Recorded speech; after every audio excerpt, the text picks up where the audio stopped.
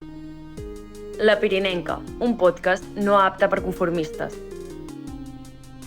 Impulsat per la Joventut Comunista de Catalunya i presentat per Glòria Romero.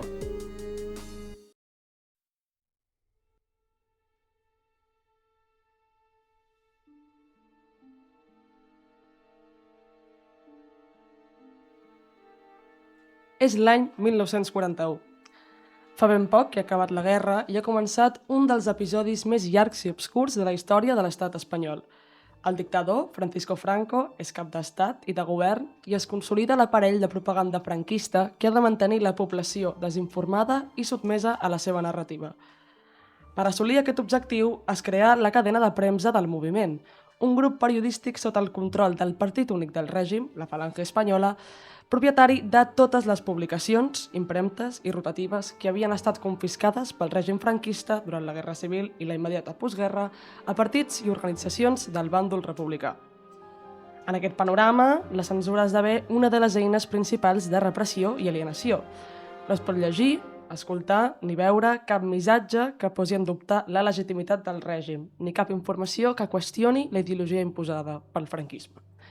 Qualsevol manifestació de pensament crític o de dissidència és ràpidament silenciada, assegurant que només prevalgui una narrativa oficial i s'apagui qualsevol influència que pugui fomentar la resistència. Però, el 22 de juliol del 1941, s'encén una petita espurna de canvi.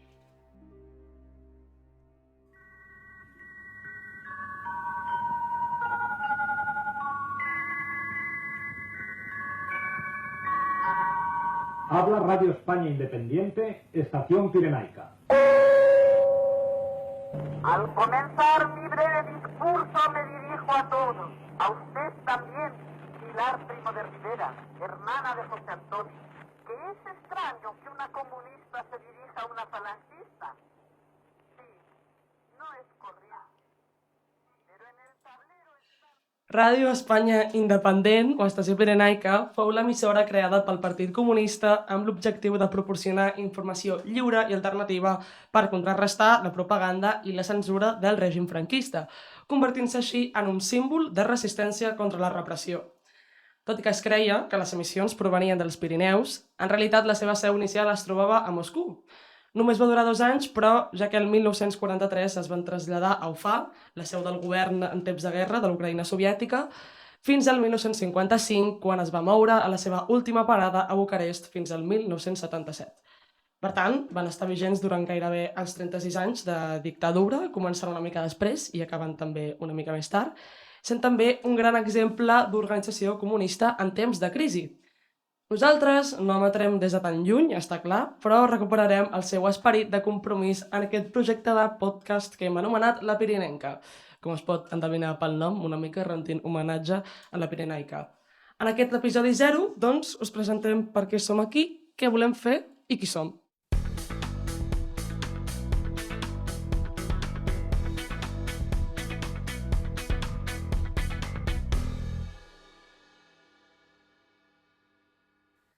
A la sintonia de presentació que heu escoltat a l'inici d'aquest programa es diu La Pirinenca, un podcast no apte per conformistes impulsat per la Joventut Comunista de Catalunya i presentat per Glòria Romero.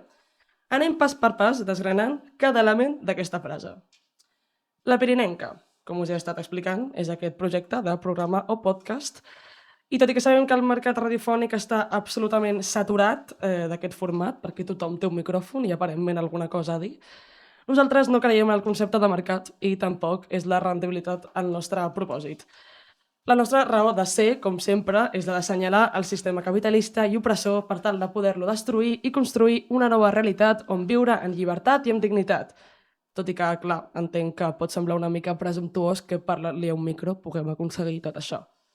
No oblidem, però, que el periodisme i la comunicació són eines poderoses que poden mobilitzar consciències, inspirar canvi i generar un debat necessari per transformar la societat.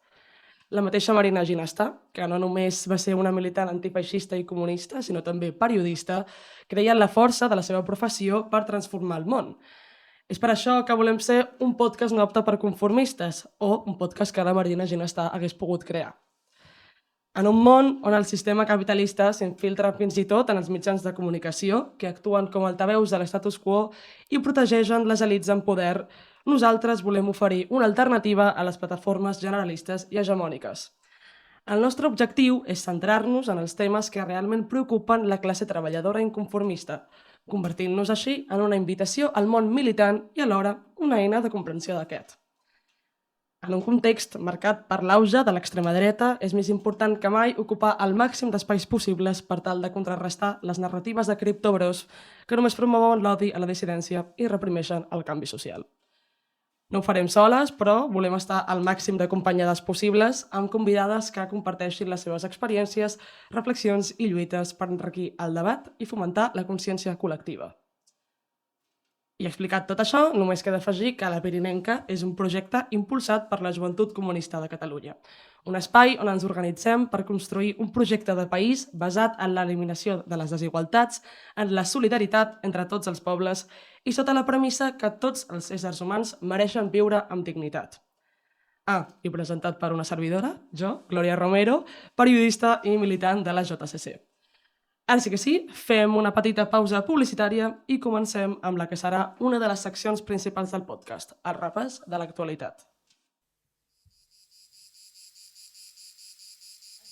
Has passat calor aquest estiu? Les grans empreses són les responsables del 71% de la contaminació mundial. Lluita pel nostre futur. Afilia't a la Joventut Comunista de Catalunya.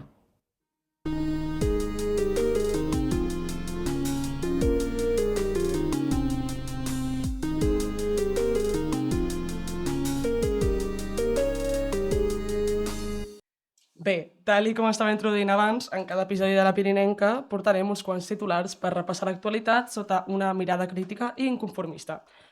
Comencem, doncs, pel cas més tractat en aquestes 2 últimes setmanes i en el qual potser ens detendrem més temps. L'exdiputat de Sumar, Íñigo Errejón, ha estat denunciat per assetjament sexual per diversos testimonis, el principal dels quals és l'actriu Elisa Moilià, que ja ha estat citada per declarar pel jutge, que ha obert una investigació contra el polític. El nombre de presumptes víctimes no para d'augmentar i cada dia surten nous relats que amplien el cas. Són innombrables les reflexions que se'n poden extreure, però nosaltres destaquem 2 de les més representatives. Per una banda, i com portem declarant les feministes durant dècades, aquesta és una demostració flagrant de com ser un home d'esquerres no et fa immune a exercir violència masclista. Per molta deconstrucció que hagi pogut tenir Íñigo Errejón, continuava sent un home en una posició de poder que s'aprofitava del seu estatus per exercir comportaments abusius i intimidatoris. I com ell, molts altres homes, malgrat el seu discurs progressista, mantenen la dinàmica de poder i les estructures patriarcals en què el sistema ens ha criat, perquè se'n beneficien directament. Homes que es protegeixen els uns als altres perquè compten amb la seva complicitat mútua, bé a partir del silenci o bé envien missatges com «Tots tenim dret a equivocar-nos, som éssers humans», com s'ha pogut veure a Twitter defensant a l'exdiputat. Per l'altra banda, aquestes denúncies han estat aprofitades per la dreta per projectar una imatge de preocupació envers les víctimes, postura clarament instrumentalitzada. No només la dreta i extrema dreta rebutgen el feminisme i estan plens de discursos i polítiques que atempten contra la igualtat de gènere, sinó que ells mateixos han girat la cara davant casos provocats per les seves files, com el mediàtic de Nevenka Fernández, regidora de l'Ajuntament de Ponferrada, que va denunciar públicament el seu superior, l'alcalde del PP, Ismael Álvarez, per assetjament sexual l'any 2001. Altres casos sonats de la política espanyola i catalana, tant de dretes com d'esquerres, són els de Carlos Flores Juberías de Vox, Juan Luis Cepa del PSOE, Juan Carlos Fernández del PP, Ángel Hernández del PSOE, Javier Liso de Vox, Pere Nolzac d'Esquerra o Pablo Soto de Mas Madrid. Només em queda dir que sigueu qui sigueu, no importen els colors, us ho puc assegurar, caureu tots. Canviem de registre per parlar d'un tema més esperançador i és que el pròxim 23 de novembre està convocada la manifestació pels drets a un habitatge digne sota el lema «S'ha acabat, abaixem els lloguers», impulsada pel Sindicat de Llogateres. Fa ja un parell de setmanes que el veïnat de Barcelona s'està organitzant activament amb assemblees obertes a diversos barris de la ciutat impulsades pels seus respectius sindicats d'habitatge. En el comunicat que el Sindicat de Llogateres van publicar el darrer 15 d'octubre, van deixar clar que si els rendistes i els responsables polítics no baixen els preus, ho farem nosaltres. I posaven èmfasi en el següent missatge. La gent que vivim del lloguer ja no aguantem més i estem disposades a anar a la vaga si els preus no es redueixen a la meitat. Aquesta crida a la mobilització va venir l'endemà de la manifestació massiva a Madrid, amb la participació de 150.000 persones, que va suposar un punt d'inflexió i, per tant, la decisió d'omplir els carrers de Barcelona.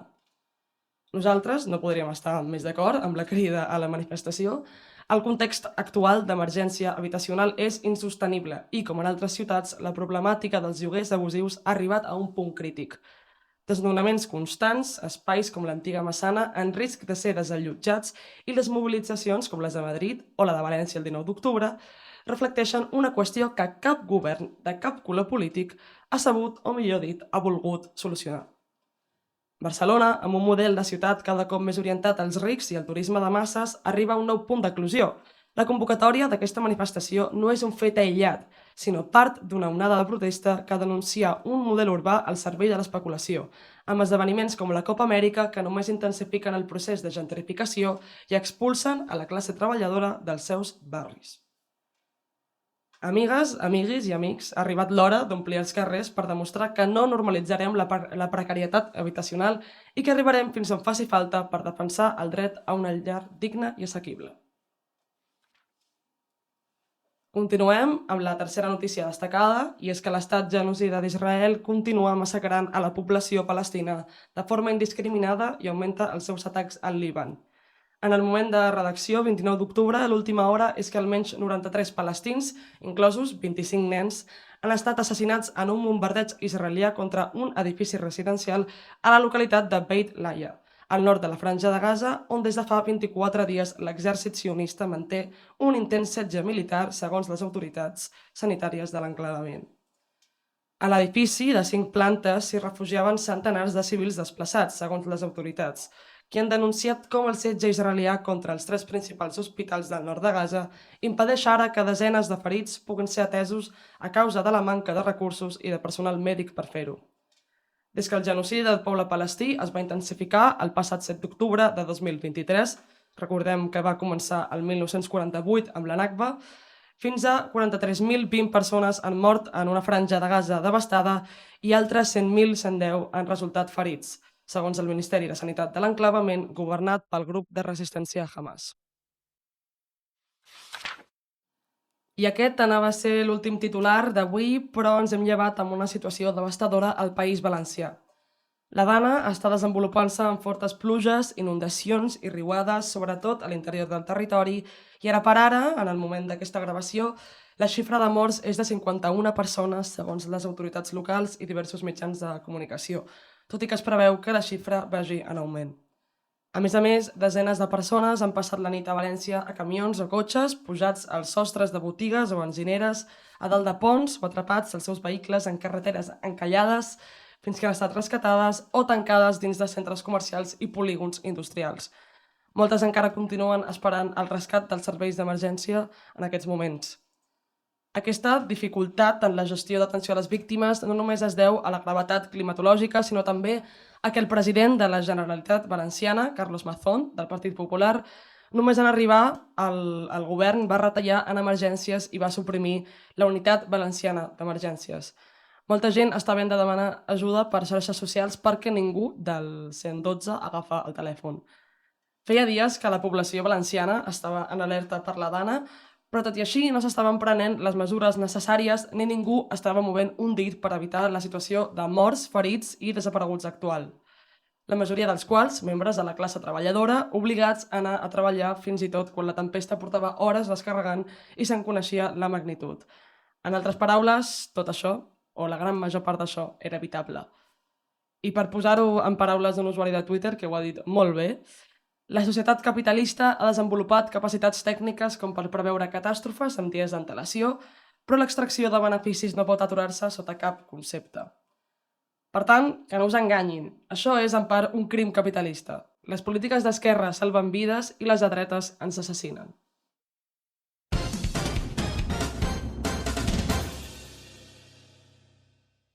I això és tot pel que fa al nostre recull informatiu d'avui. Fem una segona pausa publicitària i tornem amb el nostre primer convidat de la Pirinenca. Però vaig a ficar Bueno, anem bé de M'agrada temps. fer això dels aplaudiments. Et sembla divertit. Em sembla Ho hauria d'haver fet amb tot, perquè doncs ara serà un lío de Déu. Però bueno. Bueno, no, però després és que estic tan acostumada a editar vídeos que no tenen ni cap ni peus. Perfecte. En plan, que estan zero separats i tot. Un tilo. Buah. Doncs haig de venir jo ara. Sí, espera, vaig a ficar una falca. Airbnb fa caixa. Però tu no tens casa. Recuperem el que és nostre. Lluita pel teu barri. Afilia't a la Joventut Comunista de Catalunya.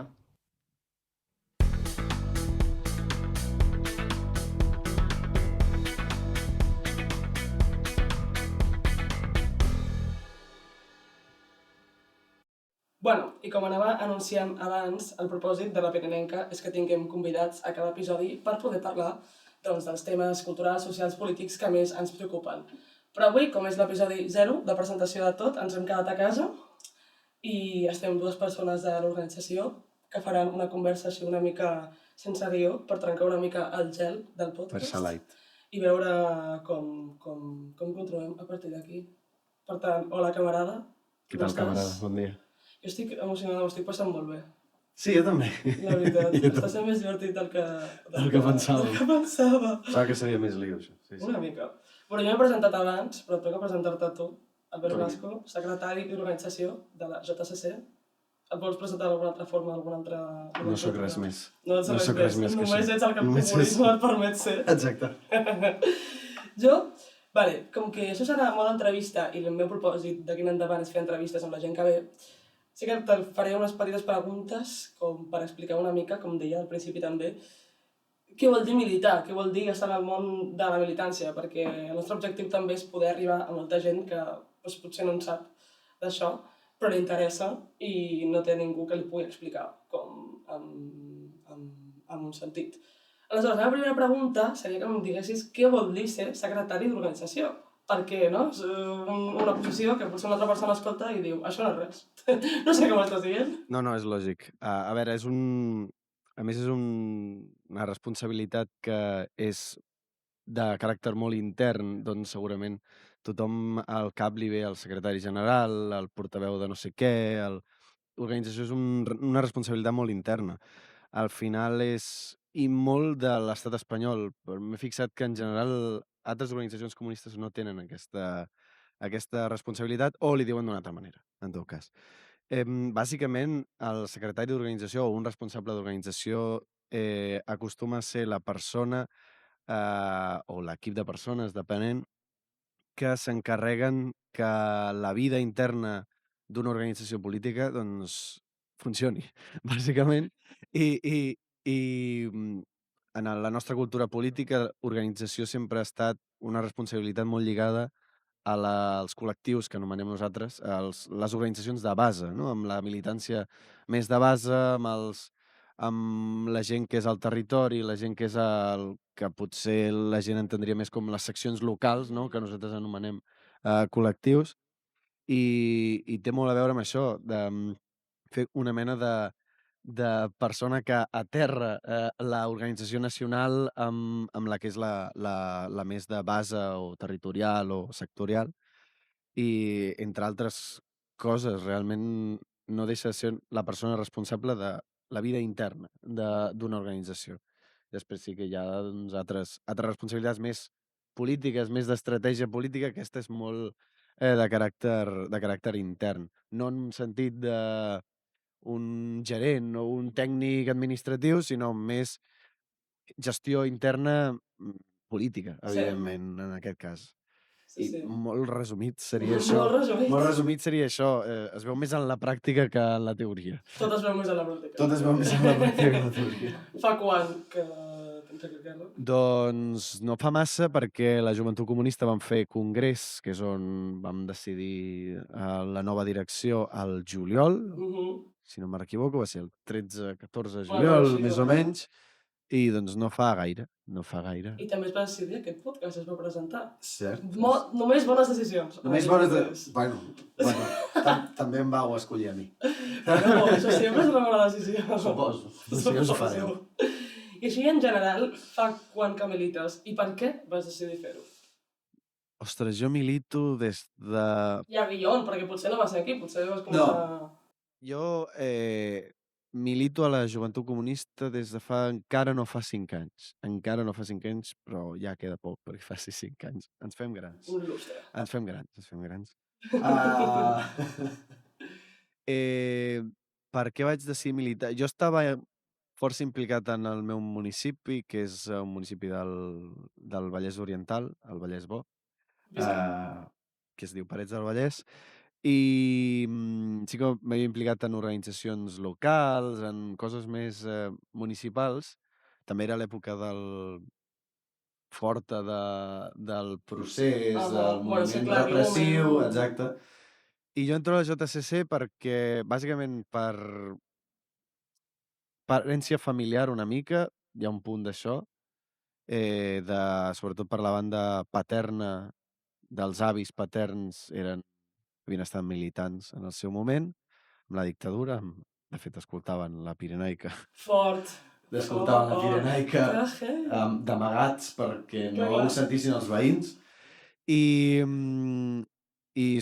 aquest hi ha un punt d'això, però també ja venia de casa força implicat i bueno, vaig adonar compte que crec que potser el comunisme o aquesta ideologia era el que més s'assemblava a com pensava jo, i aquí estem. I aquí estem. I fa 5 anys, I ara. aquí estem. Sí que és veritat que també hi havia una cèl·lula o unes persones del Mm. partit, no de la JCC, del partit al meu poble, doncs també ajudava a acabar de fer el pas, no? Però sí, ara pensant-hi fa vora 5 anys. Ja. Jo també crec que fa quasi 5 anys, però entrava en militància estudiantil. Ah, clar. Jo és que no vinc del moviment estudiantil, perquè jo sí que vaig entrar a la universitat, sí que vaig estar... Bueno, va ser el moment de la sentència i jo vaig entrar a la universitat i l'únic any que vaig estar a la uni, perquè vaig deixar la carrera, temes, sí que va ser el moment de la sentència del procés i clar, evidentment, però no vinc d'aquest món realment, jo vinc més del món més veïnal, més... No vinc del moviment estudiantil. Al final, és que, bueno, també jo crec que la part maca de la noia del comunisme, també, de la militància, és que hi pots arribar de moltes formes Sí, totalment, possibles. totalment. O sigui, és cert que evidentment la militància juvenil es relaciona molt amb universitat, que és lògic, perquè al final és on hi ha més moviment, és on hi ha més moviment juvenil, És on potser et passes més temps, no? I per on tant... passes més temps, però clar, la militància o la implicació política juvenil doncs també està en els casals de barri, Cultura popular... cultura popular, sí, que siguin castellers, siguin diables, siguin... O sigui, això no seria militància política, però al final és una implicació social, és participatiu, és...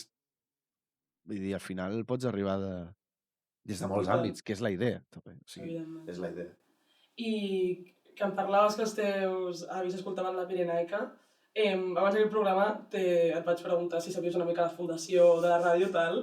Com estem de presentació de tot això, Sí. i hem començat amb la història turbulenta de com es va crear l'emissora, podries fer com 4 pinzellades de Bueno, com es va fundar? Perquè jo et vaig dir, he llegit que va ser la passionària, la Dolores Ibarruri, no sé pronunciar noms, ho sento. no saps euskera. No, No saps ojalà. euskera. I em vas dir, no va ser ben bé així. O sigui, el tema és que sí, que va ser instàncies de la passionària i que va ser una persona que acostumava a parlar a la ràdio, però és veritat que sobretot van ser molts militants de base i moltes militants de base que van tirar endavant aquesta ràdio clandestina. Evidentment, al final, els quadres o els líders no m'agrada, dirigents del Partit Comunista van ser els que doncs, van donar l'ok, van tirar endavant, no? Tenien la responsabilitat de dirigir en moments molt difícils, però evidentment al final van ser tots els que portaven la ràdio, tots els que la feien arribar, doncs no eren els grans dirigents, com és lògic, no és per treure'ls mèrit. Total, Sí, total. no és per treure mèrits als dirigents, ni molt menys, però també fer l'esment que eren molts militants de base com bueno, com Marina Ginestà, no? Que abans comentaves Marina Ginestà, doncs gent d'aquest estil que no eren grans dirigents, que no eren... Però al final era gent corrent, que militava, que tenia un carnet, com molts que som a la JSC o com Sí. molts del partit, gent gran del partit, que és gent que, bueno, que ha nascut a la presó. Alguns literalment, alguns literalment, i no és conya. I clar, doncs, també fer l'apunt de Clar. dir Ah, que no, això va ser però... treball militant i molt d'esforç i molt risc, també. Clar, està bé. També els que l'escoltaven. Ho feien d'amagat, baixaven la ràdio i tal. Sí. Quan m'explicava els avis sí que era més o menys així. Aquests moments. Sí, Bueno, però és important també fer aquest apunt perquè sovint a la història ens quedem amb els grans noms, no? I les grans persones, exacte. però tot és feina de formiga, no? Sí, o sigui, també és... Fer aquest esment jo crec que també és una idea bàsica del que és el comunisme o de com entenem el món, que és que les coses no les fa un gran home o una gran dona, sinó que les fan moltes grans dones i molts grans homes. I col·lectivament, organitzant-se, i no és cosa... persones de gènere dissident. I persones de gènere dissident, disculpa, que també fan aquest treball militant que no es veu, que és treball de formigueta, com dius, que no s'acostuma a veure, i que sense això seria completament impossible. Ja no l'organització comunista, sinó els canvis socials i polítics i econòmics de la història completament. M'estaria parlant mitja hora més sobre aquest tema, però Sí. crec que reclamaran la sala. Només, literalment, ens fotran fora. Literalment ens purgaran. Sí. Però sí que volia acabar una mica, a veure si podem esmentar les properes activitats que tenim de la JSC. Festa de la Joventut del Baix Llobregat. Sí, ara mateix, El 16 quan... de novembre. El 16 de novembre, sí, Festa de la Joventut de Cornellà. Evidentment, totes les que són activitats pròpies de la JSC, quan són de col·lectius, com per exemple la Festa de la Joventut que organitza el col·lectiu de Cornellà, doncs ara potser és la pròxima cosa així pròpia, però evidentment la militància de la JSC, també mencionaves la manifestació del sindicat de llogateres del 23 de novembre. Bé, doncs la nostra militància està anant a les assemblees obertes dels barris i de les ciutats i dels pobles per organitzar aquesta manifestació i ara la militància està molt centrada en això i endavant, o sigui, en l'actuació en assemblees com aquestes és una activitat bàsica, de base. Ser on es dona el conflicte, on es dona el problema o la lluita. No?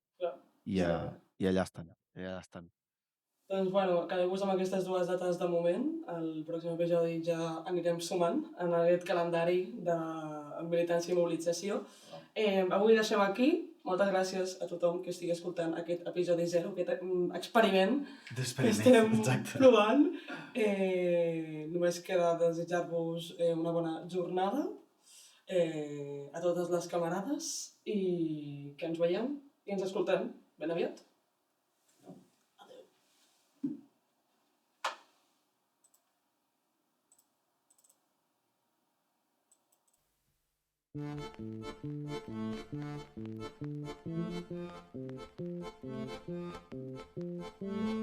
A la Joventut Comunista de Catalunya organitzem la joventut, construïm l'esperança.